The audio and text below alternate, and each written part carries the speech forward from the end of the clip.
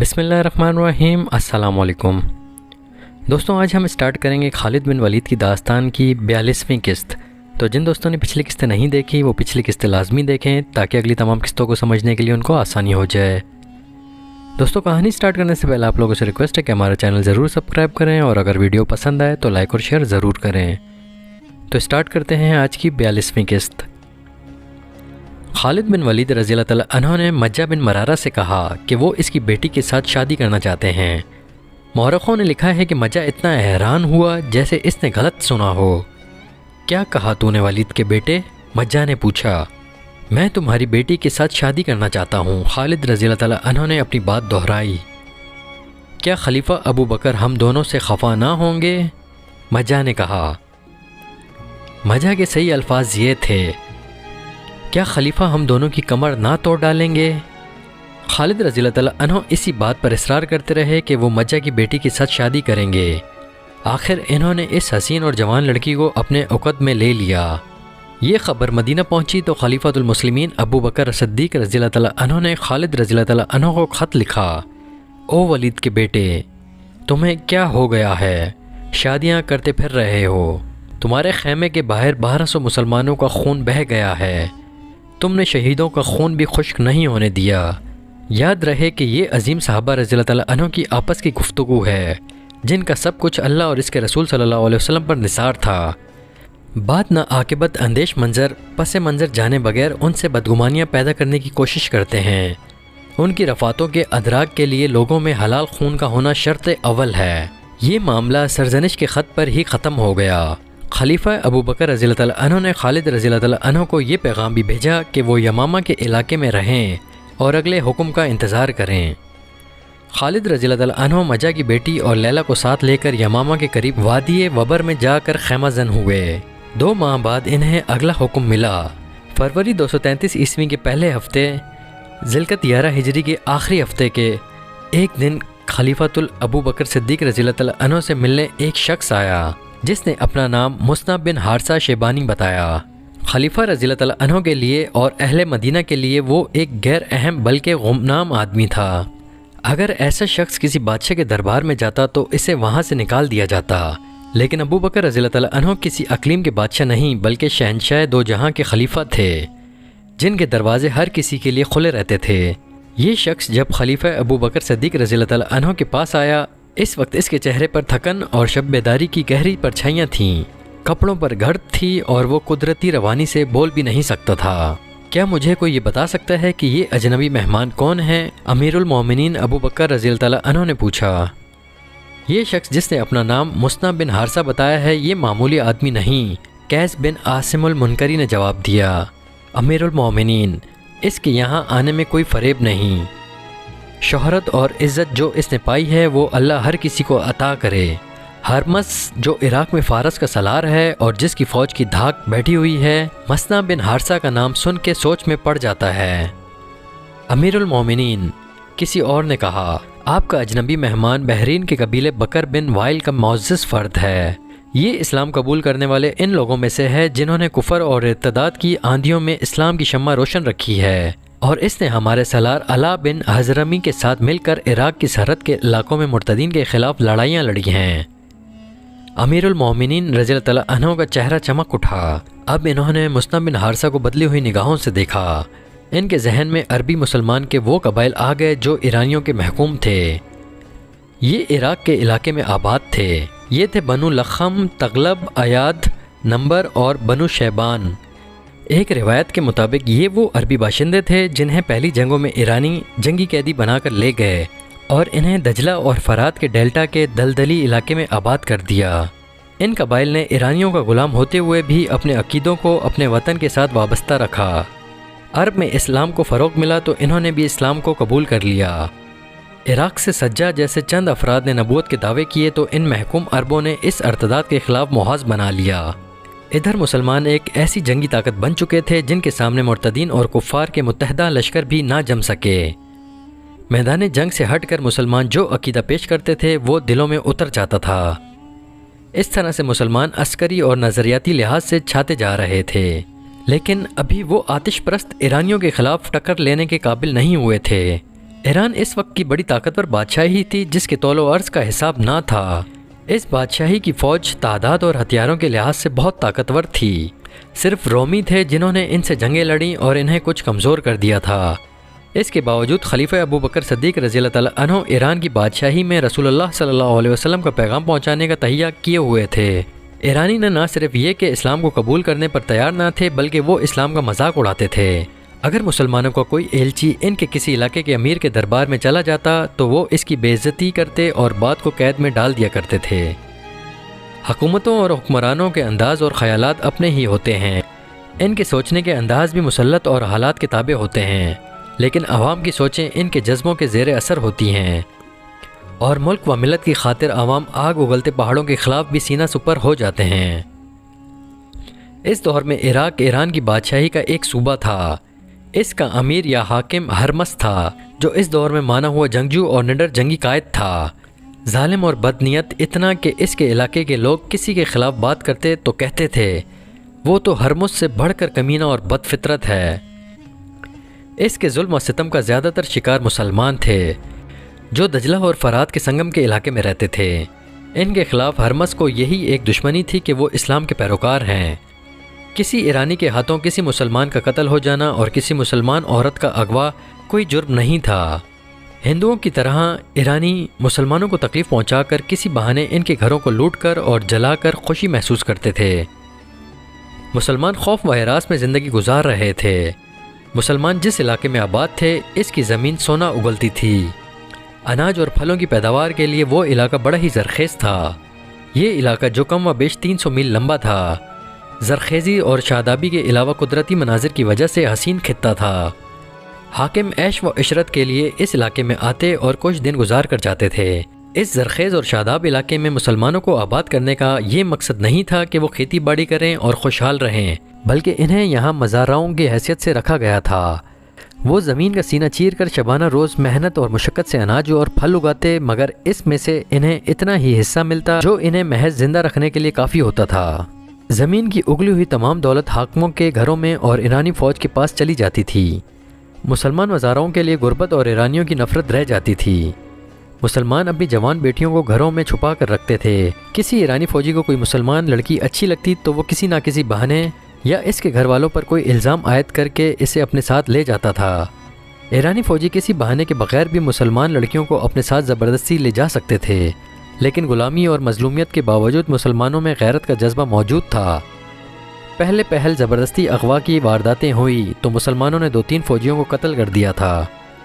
مسلمانوں کو اس کی سزا تو بڑی ظالمانہ ملی تھی اور انہیں اپنی لڑکیوں کو بچانے کی قیمت بھی بہت دینی پڑی تھی، لیکن زبردستی اغوا کا سلسلہ رک گیا تھا۔ آتش پرست ایرانی اپنے فوجیوں کو سانڈوں کی طرح پالتے تھے۔ ہر سپاہی اس قسم کی ذرہ پہنتا تھا کہ سر پر آہنی زنجیروں کی خود اور بازوؤں پر دھات کے خول اس طرح چڑھے ہوئے تھے کہ بازوؤں کی حرکت میں رکاوٹ نہیں ہوتی تھی۔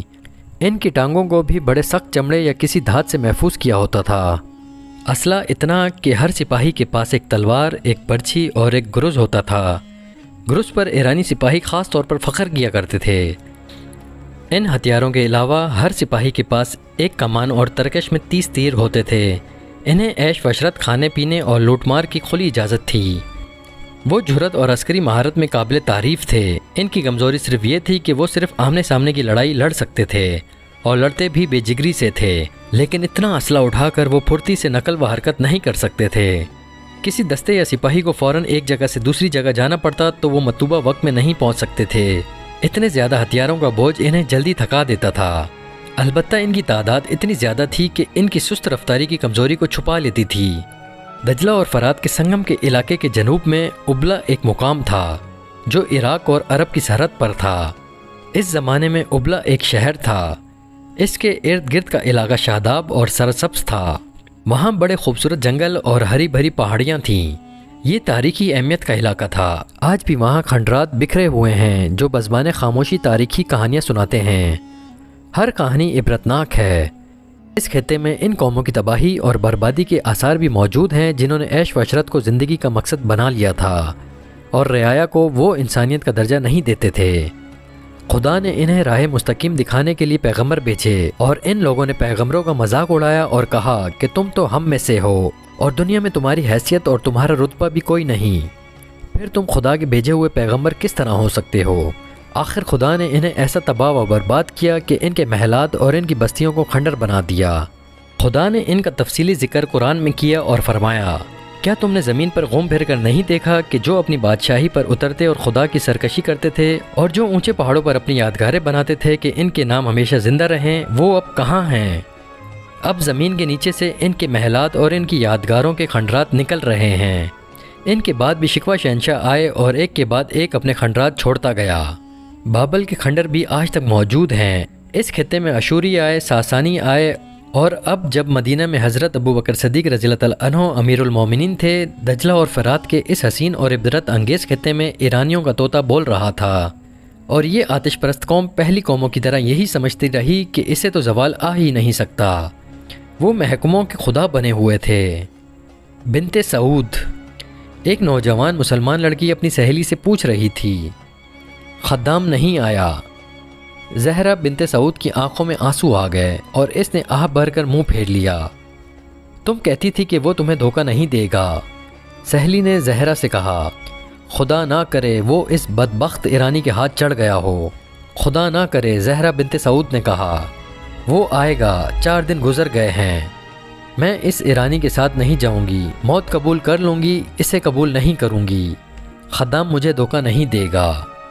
زہرا، سہیلی نے اسے کہا، کیا یہ بہتر نہیں ہوگا کہ تم اس ایرانی کمانڈر کو قبول کر لو؟ تمہارے خاندان کے لیے بھی یہی بہتر ہوگا۔ یہی ہوگا کہ تمہیں اپنا عقیدہ بدلنا پڑے گا، لیکن ساری عمر عیش تو کرو گی۔ میں نے جس خدا کو دیکھ لیا ہے اس کی عبادت کروں گی، زہرا نے کہا۔ آگ خدا نے پیدا کی ہے، آگ خدا نہیں ہو سکتی۔ میں خدا کی موجودگی میں کسی اور کی پرستش کیوں کروں؟ سوچ لو زہرا، سہیلی نے کہا، تم اسے قبول نہیں کرو گی تو وہ زبردستی تمہیں اپنے ساتھ لے جا سکتا ہے۔ اسے کون روک سکتا ہے؟ وہ شاہی فوج کا کمانڈر ہے۔ وہ تمہارے خاندان کے بچے بچے کو قید خانے میں بند کرا سکتا ہے۔ ہوں تو میں بھی مسلمان کی بیٹی، میں اللہ کی عبادت کرتی اور اللہ کی ہی قسم کھاتی ہوں، لیکن اللہ نے ہماری کیا مدد کی ہے؟ کیا تمہیں یقین ہے کہ اللہ تمہاری مدد کرے گا؟ اگر اللہ نے میری مدد نہ کی تو میں اپنی جان لے لوں گی، زہرا نے کہا، اور اللہ سے کہوں گی کہ یہ لے، اگر میرے وجود میں جان تو نے ڈالی تھی تو واپس لے لے۔ اور اس کے آنسو بہنے لگے۔ زہرا اپنے جیسے ایک خوبصورت جوان خدام بن اسد کو چاہتی تھی اور خدام اس پر جان نثار کرتا تھا۔ ان کی شادی ہو سکتی تھی، لیکن شمر ایرانی فوج کا ایک کماندار تھا جس کی نظر زہرا بنت سعود پر پڑ گئی تھی۔ اس نے اس لڑکی کے باپ سے کہا تھا کہ وہ اس کی بیٹی کو بڑی آسانی سے گھر سے لے جا سکتا ہے، لیکن ایسا نہیں کرے گا۔ میں تمہاری بیٹی کو مال غنیمت سمجھ کر نہیں لے جاؤں گا، شمر نے کہا تھا۔ اسے 2 گھوڑوں والی اس بگھی پر لے جاؤں گا جس پر دلہے اپنی دلہنوں کو لے جایا کرتے ہیں۔ تم لوگوں کو فخر سے بتایا کرو گے کہ تمہاری بیٹی ایک ایرانی کماندار کی بیوی ہے۔ لیکن ایرانی کماندار، زہرا کے باپ نے کہا تھا، تمہارا احترام ہم پر لازم ہے۔ اگر لڑکی تمہاری دلہن بننا چاہے گی تو ہم اسے نہیں روکیں گے۔ تم غلیظ عربی، ایرانی کماندار نے اس نفرت سے جس سے وہ ہر مسلمان سے بات کیا کرتا تھا کہا، تو بیٹیوں کو زندہ دفن کر دینے والی قوم میں سے ہے اور کہتا ہے کہ اپنی شادی کا فیصلہ تیری بیٹی خود کرے گی۔ زرتشت کی قسم، اگر تیری بیٹی نے اپنا ہاتھ میرے ہاتھ میں نہ دیا تو تجھے اور تیری بیٹی کو ان کوٹریوں میں بند کر دوں گا جن میں کوڑی بند ہیں۔ بہت تھوڑی مہلت دوں گا بوڑھے۔ اس کے ساتھ اس کے 3 گھوڑ سوار سپاہی تھے۔ انہوں نے بڑی زور کا کہکا لگایا تھا، مدینہ بہت دور ہے۔ بدبخت بوڑھے، ایک سپاہی نے اسے دھکا دے کر کہا تھا، تیرا امیر المومنین تیری مدد کو نہیں آئے گا۔ زہرا کے باپ کو اور اس کے بھائیوں کو معلوم تھا کہ وہ ایران کے ایک سپاہی کی بھی حکم عدولی نہیں کر سکتے۔ یہ تو کماندار تھا۔ انہیں یہ بھی معلوم تھا کہ شمر ان کی بیٹی کو اٹھوا بھی سکتا ہے اور وہ کچھ نہیں کر سکتے، لیکن اس خطے کے مسلمانوں کے دلوں میں آگ کے پجاریوں کی جو نفرت تھی وہ انہیں مجبور کر رہی تھی کہ وہ ان کے غلام ہوتے ہوئے بھی ان کی غلامی قبول نہ کریں، اور اس کا انجام کتنا ہی بھیانک کیوں نہ ہو اسے برداشت کریں۔ انہیں اپنے اللہ پر بھروسہ تھا۔ زہرا اور خدام کو ملنے سے کوئی روک نہیں سکتا تھا۔ وہ پھلوں کے باغات میں کام کرتے تھے۔ جس روز شمر زہرا کے گھر آیا تھا، اس کے اگلے روز زہرا خدام سے ملی اور خوفزدہ لہجے میں خدام کو بتایا کہ ایرانی کا مندار کیا دھمکی دے گیا ہے۔ ہم یہاں سے بھاگ نہ چلیں؟ زہرا نے پوچھا۔ نہیں، خدام نے جواب دیا، اگر ہم بھاگ گئے تو یہ بدبخت تمہارے اور میرے خاندان کے بچے بچے کو قتل کر دیں گے۔ پھر کیا ہوگا؟ زہرا نے پوچھا۔ جو خدا کو منظور ہوگا، خدام نے کہا۔ خدا خدا خدا، زہرا نے جھنجھلاتے ہوئے لہجے میں کہا۔ جو خدا ہماری مدد نہیں کر سکتا وہ خدا؟ زہرا، خدام نے اسے ٹوکتے ہوئے کہا۔ خدا اپنے بندوں کو امتحان میں ڈالا کرتا ہے، بندے خدا کا امتحان نہیں لے سکتے۔ خدام گہری سوچ میں کھو گیا۔ یہ تو ہو نہیں سکتا کہ تم اس آتش پرست شمر کا مقابلہ کرو گے، زہرا نے کہا۔ خدام گہری سوچ میں کھویا رہا۔ سوچتے کیا ہو؟ زہرا نے کہا۔ تم اس شخص کو قتل تو نہیں کر سکتے، ہمارے سامنے ایک ہی راستہ ہے، خدا نجات کا راستہ بھی دکھا دے گا، خدام نے کہا۔ تمہیں ایک اور راستہ میں دکھا سکتی ہوں، زہرا نے کہا۔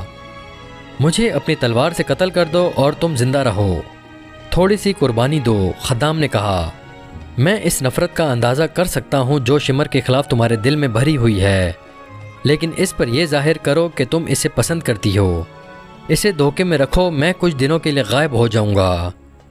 کہاں جاؤ گے؟ زہرا نے پوچھا۔ کیا کرنے جاؤ گے؟ مجھ سے ہر بات نہ پوچھو زہرا، خدام نے کہا۔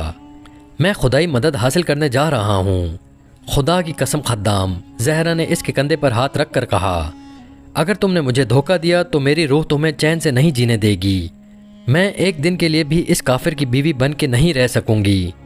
اس کی بیوی بننے کا مطلب یہ ہے کہ مجھ سے تم ہی نہیں بلکہ میرا مذہب بھی چھن جائے گا۔ اگر تم مذہب کی اتنی پکی ہو تو خدا ہماری مدد کو آئے گا، خدام نے کہا۔ خدام، زہرا نے مایوسی کے لہجے میں کہا، میں مذہب کی تو پکی ہوں لیکن خدا پر میرا عقیدہ متزلزل ہوتا جا رہا ہے۔ خدام کچھ اور کہنے ہی لگا تھا کہ باغ میں کام کرتے ہوئے لوگوں میں ہڑبونگ سی مچ گئی۔ 3-4 آدمیوں نے خدام کو پکارا۔ زہرا اٹھی اور وہیں سے پودوں میں غائب ہو گئی۔ خدام نے اٹھ کر دیکھا، کچھ دور ایرانی کا ماندار شمر اپنے گھوڑے پر سوار آ رہا تھا۔ اس نے دور ہی سے کہا تھا کہ خدام کو اس کے پاس بھیجا جائے۔ خدام آہستہ آہستہ چلتا شمر کی طرف گیا۔ تیز چلو، شمر نے گھوڑا روک کر دور سے کہا۔ خدام نے اپنی چال نہ بدلی۔ شمر نے ایک بار پھر گرج کر اسے تیز چلنے کو کہا۔ خدام اپنی ہی رفتار سے چلتا رہا۔ شمر گھوڑے سے کود کر اترا اور کمر پر ہاتھ رکھ کر کھڑا ہو گیا۔ باغ میں کام کرنے والے مسلمان دم بخود دیکھتے رہے۔ انہیں معلوم تھا کہ شمر خدام کی ہڈی پسلی ایک کر دے گا، لیکن خدام جب اس کے سامنے جا رکا تو شمر نے ہاتھ بھی نہ اٹھایا۔ دیکھ کمینے انسان، شمر نے خدام سے حقارت آمیز لہجے میں کہا، میں تمہارے باپ اور تمہاری جوانی پر رحم کرتا ہوں، آج کے بعد میں تمہیں اس لڑکی کے ساتھ نہ دیکھوں۔ اگر تم نے مجھے اس لڑکی کے ساتھ دیکھ لیا تو پھر کیا ہوگا؟ خدام نے پوچھا۔ پھر میں تمہارے منہ پر 1-2 تھپڑ نہیں ماروں گا، شمر نے کہا، تمہیں درخت کے ساتھ الٹا لٹکا دوں گا۔ جاؤ، میری نظروں سے دور ہو جاؤ۔ شمر گھوڑے پر سوار ہوا اور چلا گیا۔ خدام وہیں کھڑا رہا، اسے دیکھتا رہا۔ خدام، اسے کسی اور نے بلایا اور کہا، ادھر آ جاؤ۔ پھر اسے 3-4 آدمیوں کی آوازیں سنائی دیں، آ جاؤ خدام، آ جاؤ۔ وہ پیچھے مڑا اور لوگوں کے پاس جا رکا۔ سب اس سے پوچھنے لگے کہ شمر نے کیا کہا تھا۔ خدام نے انہیں بتایا۔ سب جانتے تھے کہ خدام کا جرم کیا ہے۔ اگر یہ مسلمان آزاد ہوتے، ان کی اپنی حکومت ہوتی اور یہ معاشرہ ان کا اپنا ہوتا تو وہ خدام کو برا بھلا کہتے کہ وہ کسی کی نوجوان بیٹی کو اپنے پاس بٹھائے ہوئے تھا، لیکن وہاں صورت مختلف تھی۔ انہیں یہ بھی معلوم تھا کہ خدام برے چال چلن کا نوجوان نہیں۔ اس مظلومیت میں بھی مسلمان متحد تھے، لیکن باغ میں کام کرنے والوں میں سے ایک نے کہا کہ یہ آتش پرست ادھر کیا لینے آیا تھا؟ اسے ادھر لایا گیا تھا، ایک نے کہا، اور لانے والا ہم میں سے کوئی ایک ہی تھا۔ معلوم کرو وہ کون ہو سکتا ہے، ایک بوڑھے نے کہا۔ یہاں سوال ایک لڑکے اور لڑکی کا نہیں، یہ ظالم اور مظلوم کا معاملہ ہے، یہ ہماری آزادی اور خودداری کا معاملہ ہے۔ آج اگر اس شخص نے اس ذرا سی بات پر مخبری کی ہے تو کل وہ بہت بڑی غداری کر سکتا ہے۔ سب پر خاموشی طاری ہو گئی۔ ایک ادھیڑ عمر عورت نے جو ان آدمیوں کے پیچھے کھڑی تھی بول پڑی، میں بتاتی ہوں وہ کون ہے، اس عورت نے کہا، اور ان آدمیوں میں بیٹھے ہوئے ایک آدمی کی طرف دیکھنے لگی۔ عورت نے ہاتھ لمبا کر کے انگلی سے اس کی طرف اشارہ کیا اور پوچھا، ابو نصر، تم وہاں اس ٹیکری کے پیچھے کھڑے کیا کر رہے تھے؟